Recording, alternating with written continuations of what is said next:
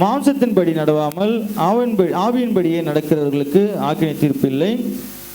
கிறிஸ்து இயேசுவினாலே ஜீவனுடைய ஆவியின் பிரமாணம் என்னை பாவம் மரணம் என்பவைகளின் பிரமாணத்தினின்று விடுதலையாக்கிற்றே.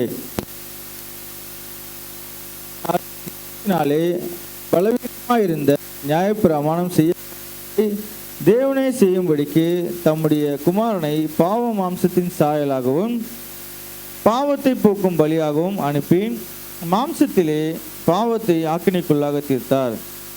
மாம்சத்தின்படி நடவாமல் ஆவியின்படி நடக்கிற நம்மிடத்தில் நியாயப்பிரமாணத்தின் நீதி நிறைவேறும்படிக்கே அப்படி செய்தார். அன்றியும் மாம்சத்தின்படி நடக்கிறவர்கள் மாம்சத்துக்குரியவர்களை சிந்திக்கிறார்கள், ஆவியின்படி நடக்கிறவர்கள் ஆவிக்குரியவர்களை சிந்திக்கிறார்கள். மாம்ச சிந்தை மரணம், ஆவியின் சிந்தையோ ஜீவனும் சமாதானமுமாம். எப்படி என்றால், மாம்ச சிந்தை தேவனுக்கு விரோதமான பகை. அது தேவனுடைய நியாயப்பிரமாணத்துக்கு கீழ்ப்படியக்கூடாமலும் இருக்கிறது.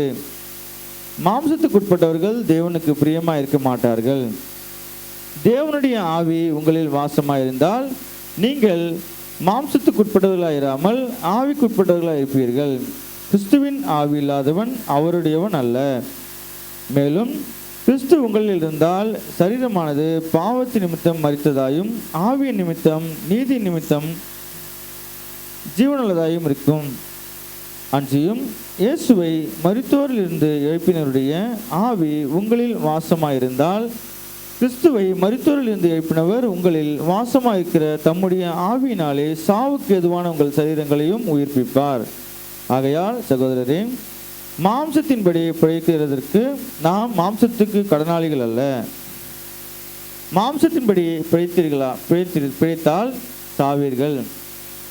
ஆவியினாலே சரீரத்தின் செய்கைகளை அழித்தால் பிழைப்பீர்கள். மேலும் எவர்கள் தேவனுடைய ஆவியினாலே நடத்தப்படுகிறார்களோ அவர்கள் தேவனுடைய புத்திரராய் இருக்கிறார்கள்.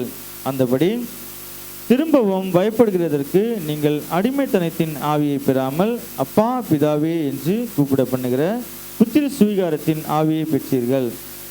நாம் தேவனுடைய பிள்ளைகளாக இருக்கிறோம் என்று ஆவியானவர் தாமே தம்முடைய ஆவியுடனே கூட சாட்சி கொடுக்கிறார். நாம் பிள்ளைகளானால் சுதந்திரமாமே. தேவனுடைய சுதந்திரரும் கிறிஸ்துவுக்கு உடன் சுதந்திரமாமே. கிறிஸ்துவுடனே கூட நாம் மகிமைப்படும்படிக்கு அவருடனே கூட பாடுபட்டால் அப்படி ஆகும். ஆதலால் இக்காலத்து பாடுகள் இனி நம்மிடத்தில் வெளிப்படும் மகிமைக்கு ஒப்பிடத்தக்கவைகள் அல்லவென்று எண்ணுகிறேன்.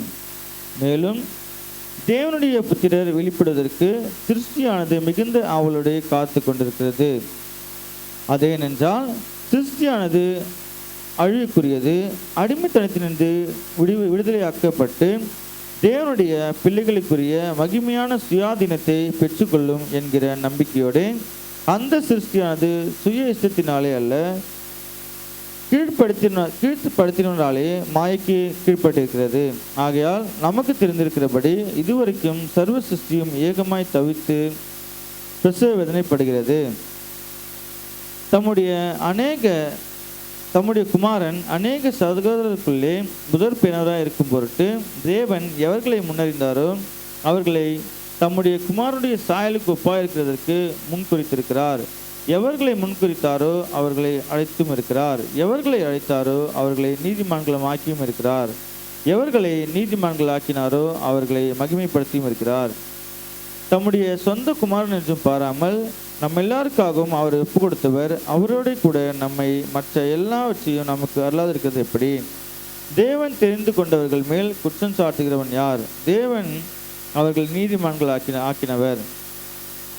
உயர்வானாலும் தாழ்வானாலும் வேறு எந்த சிருஷ்டியானாலும் நம்முடைய கர்த்தராகிய கிறிஸ்து இயேசுவினுள்ள தேவனுடைய அன்பை விட்டு நம்மை பிரிக்க மாட்டாதென்று நிச்சயித்திருக்கிறேன்.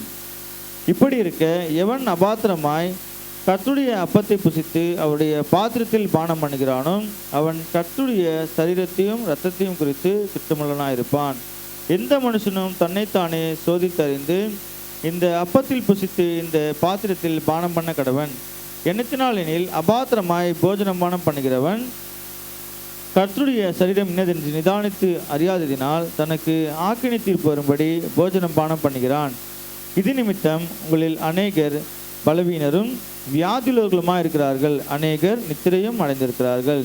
நம்மை நாமே நிதானித்து அறிந்தால் நாம் நியாயம் தீர்க்கப்படும். நாம் நியாயம் தீர்க்கப்படும் போது உலகத்தோடு ஆக்கினைக்குள்ளாக தீர்க்கப்படாதபடிக்கு கர்த்தராலே சிக்ஷிக்கப்படுகிறோம். ஆமென்.